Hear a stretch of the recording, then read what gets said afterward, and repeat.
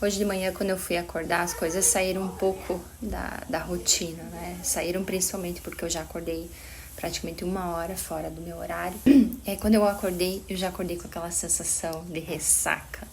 Ressaca porque eu acordei tarde, ressaca porque de repente eu já de repente me atrasei do meu horário porque eu já não estava provavelmente muito legal e isso já, de repente, eu acordei dessa forma. E as coisas, elas vão se desenrolando já de uma forma um tanto diferente daquilo que você planejou. E aí isso afeta muitas vezes a forma como você se vê e a forma como você também vai lidando com as coisas ao longo do dia.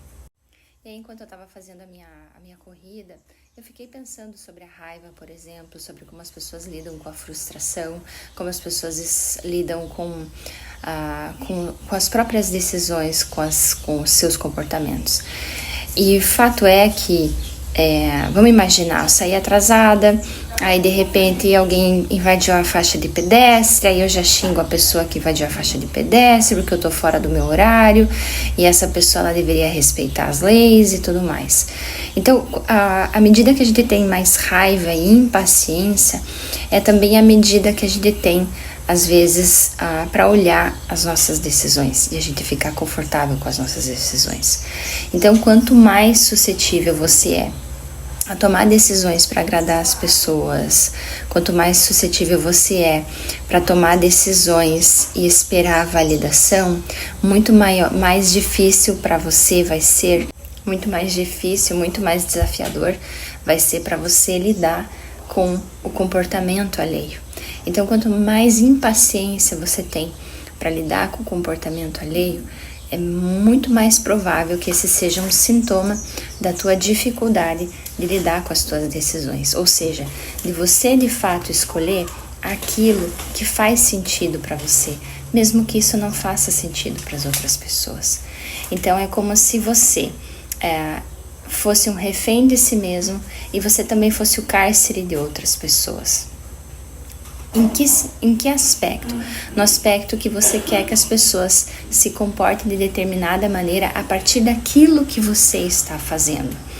E isso, além de ser uma coisa totalmente irreal, não é um aspecto saudável para o teu crescimento, para o teu amadurecimento, e você se torna destrutivo nas tuas relações.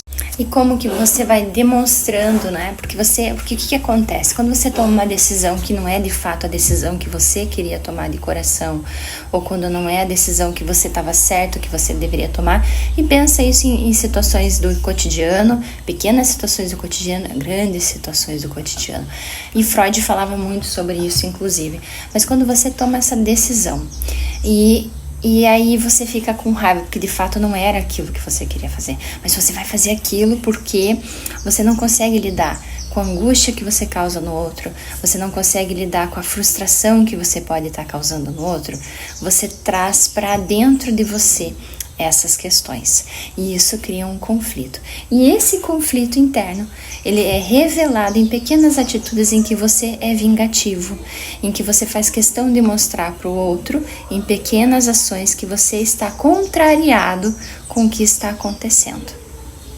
Então, por exemplo, você pode ter decidido cuidar dos seus pais, mas se você não fez isso de coração, você vai, ao invés de cuidar dos seus pais, você vai usar dessa autoridade que você tem para cercear a liberdade deles, para controlar a vida deles, para restringir o prazer deles. Se de repente você foi numa festa com a sua companheira, mas você não queria ir porque de repente você não gosta de barulho, não gosta de dançar, mas você foi com ela, você vai se incomodar com a alegria dela, você vai de repente sentir ciúmes da felicidade dela. Então esse conflito interno ele precisa ser resolvido para que essas derivações do conflito interno não prejudiquem a você e não prejudiquem também os teus relacionamentos interpessoais. E por isso que o conflito em si, ele não só destrói a você, mas ele destrói toda a tua possibilidade de criar relacionamentos íntegros e saudáveis. Porque as pessoas sacam muito rápido inconsistências Então, você de repente pode ser uma pessoa extremamente gentil, né? Aquele riso nervoso, né? A pessoa gentil com todo mundo, mas no fundo você tem um olhar flamejante de raiva. Você, nas suas pequenas ações, você é rude com as pessoas. Então, esse meu sorriso, de fato, eu só faço porque eu não quero ter que lidar com o constrangimento de assumir que de repente eu não ligo pra você, entende? E então, isso é revelado de alguma forma inconsciente nas suas relações também.